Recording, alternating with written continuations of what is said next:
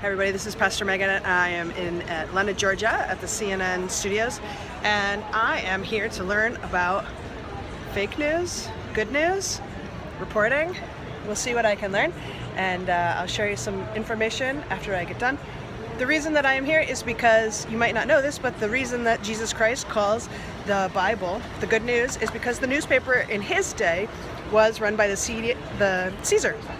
And Caesar was using propaganda to try to tell people that what was happening in the empire was good news, despite the fact that there was rampant poverty, that there was cruelty, that there was political unrest, that people were being killed. And Jesus wanted to let people know that, in fact, caring for the poor and leaning towards freedom, leaning towards helping those who are the most vulnerable is what actual good news is. And so in today's day and times, when we wonder what kind of news is fake and what kind of news is real, we'll explore some of those questions. We'll be right back.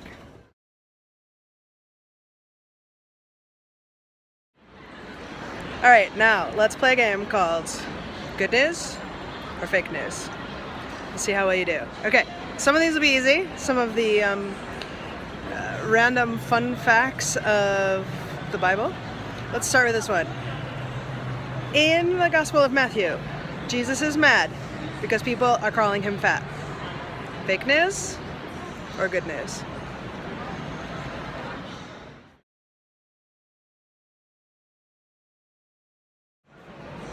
Well, maybe it's not good news for Jesus because no one likes their friends or their frenemies to call you a glutton, but yes, it's good news. It's in the good news.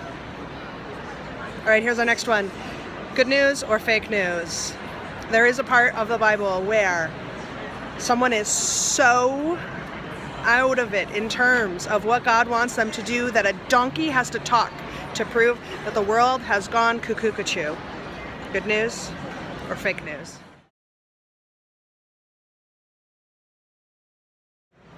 It's good news, people. It happens.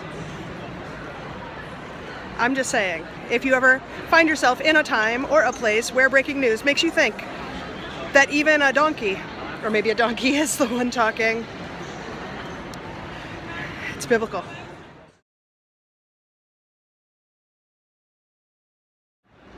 Okay, so how do you know when you are looking at contemporary issues if it is good news or if it is fake news? Especially when it's being preached by faithful people or someone with a Reverend Dr. Who's He What's It in their title or a fancy clerical outfit. How do you know if it is good news or fake news?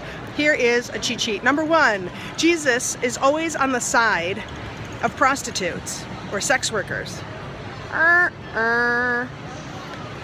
So that is what will let you know. Usually, whoever has the crappiest life is the one Jesus is on the side of.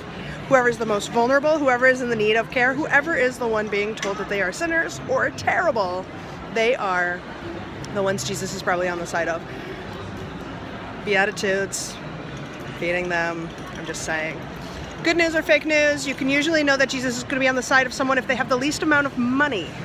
If they have the least amount of money or someone is taking advantage of them, if they're not getting the health care that they need. There's a woman who is bleeding forever.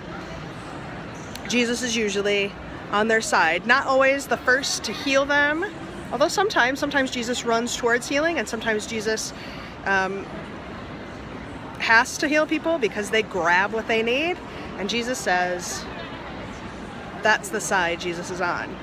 Good news or fake news? Is Jesus on the side of fancy religious folk like me? True story, Jesus is usually on the side of non-ordained, non-fancy religious people. So, anything I've said before, fake news. At least according to Jesus. The ones who are in fancy outfits trying to get attention for themselves, maybe the ones even who have the most social media followers, whoopsie daisy, are the ones fake news. And that's just my way of saying that if you are someone who thinks you know what good news is and you know what fake news is, Jesus is going to be on the side of the person with the least amount of power. So it might not be you. And the point of looking into what is good news and what is fake news is that we will never know for certain. The message as I see it is that God is the one in charge, and as a Lutheran, we are not to spend our time judging, determining what is fake, or sorting the weeds from the wheat, as Jesus would say in the Gospel of Matthew. Not our job to determine what is good news or fake news. It's our job to march towards the light, to hold that light for those living in the deepest darkness, and whenever we can, to live lives of good news so there are fewer vulnerable people whenever we can. So if that's what you're up to, if you're erring on the side of kindness, if you're erring on the side of caring for those who are the least, who are the most vulnerable, then you are erring on the side of good news over fake news. Thank you for doing that, and I hope you'll continue, because goodness gracious, we can't do without you. I love you so much. Take care.